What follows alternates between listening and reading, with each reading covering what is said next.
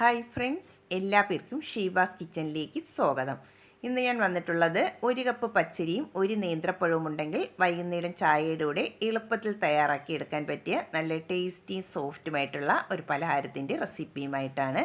കുട്ടികളൊക്കെ സ്കൂൾ കഴിഞ്ഞ് വരുമ്പോൾ നമുക്ക് എളുപ്പത്തിൽ തന്നെ തയ്യാറാക്കി കൊടുക്കാൻ പറ്റും. എല്ലാ പേരും ഒന്ന് ട്രൈ ചെയ്ത് നോക്കണം. എന്നിട്ട് ഫീഡ്ബാക്ക് അറിയിക്കാൻ മറക്കരുത്. വീഡിയോ ഇഷ്ടമാകുന്നെങ്കിൽ ഒന്ന് ലൈക്ക് ചെയ്തും കൂടെ സപ്പോർട്ടും കൂടെ ചെയ്യണേ.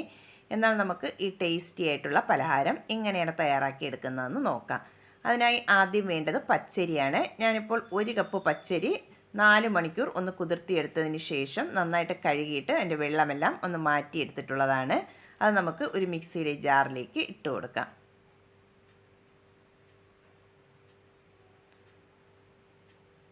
പച്ചരി ഫുള്ളായിട്ട് മിക്സിയുടെ ജാറിലേക്ക് ഇട്ട് കൊടുത്തിട്ടുണ്ട്. ഇനി ഇതിലേക്ക് വേണ്ടത് അവിലാണ്. ഞാനിപ്പോൾ ഒരു 1/2 കപ്പ് മട്ട അവിലാണ് എടുത്തിട്ടുള്ളത്. നിങ്ങളുടെ കയ്യിൽ വെള്ള അവിലാണുള്ളതെങ്കിൽ അതെടുത്താലും മതിയാകും. അവിലിന് പകരം ചോറ് വേണമെങ്കിലും ഇതേ അളവിൽ ചേർത്ത് കൊടുക്കാവുന്നതാണ്. ഞാനിപ്പോൾ 1/2 കപ്പ് മട്ട അവിലാണ് എടുത്തിട്ടുള്ളത്. നന്നായിട്ട് കഴുകിയതിന് ശേഷം അതിൻ്റെ വെള്ളമെല്ലാം ഒന്ന് മാറ്റിയിട്ട് നമുക്കിതിലേക്ക് ഇട്ട് കൊടുക്കാം. ഇനി ഇതിലേക്ക് അരയ്ക്കാൻ ആവശ്യമായിട്ടുള്ള വെള്ളവും കൂടെ ഒഴിച്ചു കൊടുക്കാം. ഞാനിപ്പോൾ 1/4 കപ്പ് വെള്ളമാണ് ഒഴിച്ചു കൊടുത്തിട്ടുള്ളത്. എന്നിട്ട് നമുക്കത് അടച്ചു വെച്ചതിന് ശേഷം നന്നായിട്ട് ഇനി ഇതൊന്ന് അരച്ചിട്ടെടുക്കാം. ഇതിപ്പോൾ നന്നായിട്ടൊന്ന് അരച്ചെടുത്തിട്ടുണ്ട്. അരച്ചെടുത്ത മാവ് നമുക്കൊരു ബൗളിലേക്ക് ഒഴിച്ചു കൊടുക്കാം.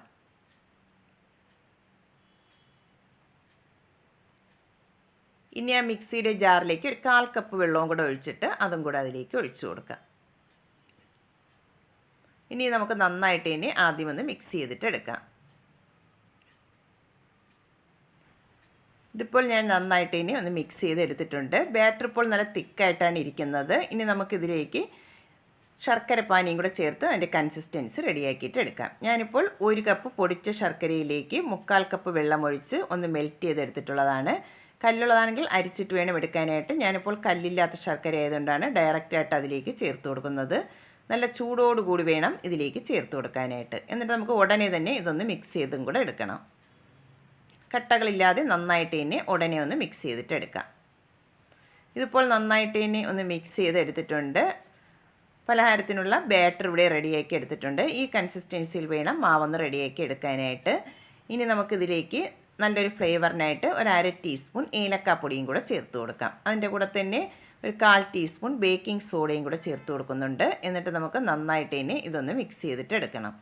ആ ബാറ്ററിൻ്റെ എല്ലാ ഭാഗത്തും ബേക്കിംഗ് സോഡയും ഏലക്കാപ്പൊടിയൊക്കെ എത്തത്തക്ക രീതിയിൽ നന്നായിട്ട് തന്നെ ഇതൊന്ന് മിക്സ് ചെയ്തിട്ട് എടുക്കാം. ബാറ്റർ ഇപ്പോൾ റെഡി ആയിട്ടുണ്ട്. നമുക്കിനി ഇതെങ്ങനെയാണ് തയ്യാറാക്കി എടുക്കുന്നതെന്ന് നോക്കാം.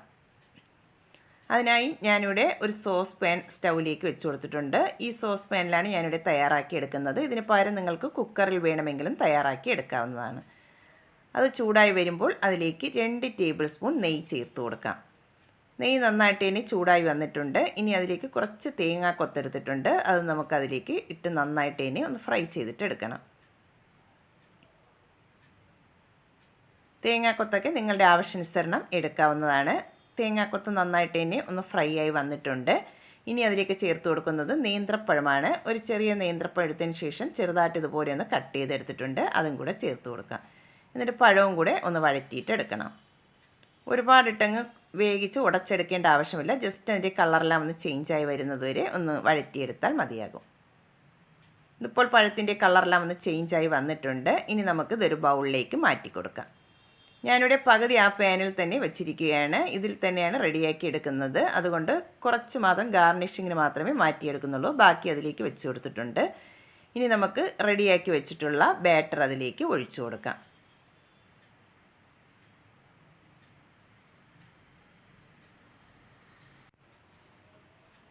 ബാറ്റർ ഫുള്ളായിട്ടും ഒഴിച്ചു കൊടുത്തിട്ടുണ്ട്. ഇനി നമുക്ക് ഒരു സ്പൂൺ കൊണ്ട് ജസ്റ്റ് ഒന്ന് മിക്സ് ചെയ്ത് കൊടുക്കാം. ഇനി അതിൻ്റെ മുകളിലായിട്ട് നമുക്ക് നേരത്തെ ബാക്കി വെച്ചിട്ടുള്ള പഴവും തേങ്ങാക്കൊത്തും അതിൻ്റെ മുകളിലായിട്ട് ഇതുപോലെ ഒന്ന് ഇട്ട് കൊടുക്കാം. എല്ലാം ഇട്ട് കൊടുത്തതിന് ശേഷം ഇത് അടച്ച് വെച്ചിട്ട് ലോ ഫ്ലെയിമിൽ വെച്ചിട്ട് വേണം ഇതൊന്ന് വേവിച്ചെടുക്കാനായിട്ട്. ഒരു 15 മിനിറ്റ് നമുക്കിതൊന്ന് ലോ ഫ്ലെയിമിൽ വെച്ചിട്ട് ഇതൊന്ന് വേവിച്ചിട്ട് എടുക്കാം. ഇതിപ്പോൾ വേകാൻ വെച്ചിട്ട് ഒരു 15 മിനിറ്റ് ആയിട്ടുണ്ട്. നമുക്ക് അടപ്പൊന്ന് തുറന്ന് നോക്കാം. ഇത് കുക്കായിട്ടുണ്ടോ എന്ന് ഒരു ടൂത്ത് പിക്ക് എന്തെങ്കിലും കൊണ്ട് ഒന്ന് കുത്തി നോക്കണം. ക്ലീനായിട്ട് വരുന്നുണ്ടെങ്കിൽ കുക്കായി വന്നിട്ടുണ്ട്. അല്ലെങ്കിൽ ഒരു 5 മിനിറ്റും കൂടി നമുക്ക് ലോ ഫ്ലെയിമിൽ വെച്ചിട്ട് ഇതൊന്ന് വേവിച്ചിട്ട് എടുക്കാവുന്നതാണ്. ഇതിപ്പോൾ നന്നായിട്ട് ഇനി ടൂത്ത് പിക്കൊക്കെ ക്ലീനായിട്ട് കിട്ടിയിട്ടുണ്ട്. നന്നായിട്ട് കുക്കായി വന്നിട്ടുണ്ട്. ഇനി തണുത്തതിന് ശേഷം നമുക്ക് പ്ലേറ്റിലേക്ക് മാറ്റിയെടുക്കാം. ഞാനിവിടെ തണുത്തതിന് ശേഷം പ്ലേറ്റിലേക്ക് മാറ്റിയെടുത്തിട്ടുണ്ട്.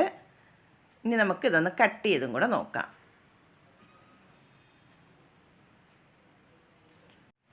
നല്ല ടേസ്റ്റിയും അതുപോലെ നല്ല സോഫ്റ്റുമായിട്ടുള്ള കലത്തപ്പമാണ്. നമ്മൾ സാധാരണ ചോറ് കൊണ്ട് തയ്യാറാക്കുന്നതിൽ നിന്നും നല്ല സോഫ്റ്റാണ്. നമ്മൾ അവിൽ ചേർത്ത് കൊടുക്കുമ്പോൾ എല്ലാ പേരും ഒന്ന് ട്രൈ ചെയ്ത് നോക്കണം.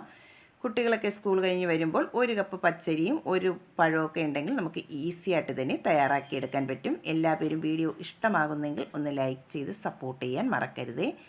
ആദ്യമായിട്ടാണ് കാണുന്നവരുണ്ടെങ്കിൽ പ്ലീസ് ഒന്ന് സബ്സ്ക്രൈബ് ചെയ്തും കൂടെ സപ്പോർട്ടും കൂടെ ചെയ്യണേ.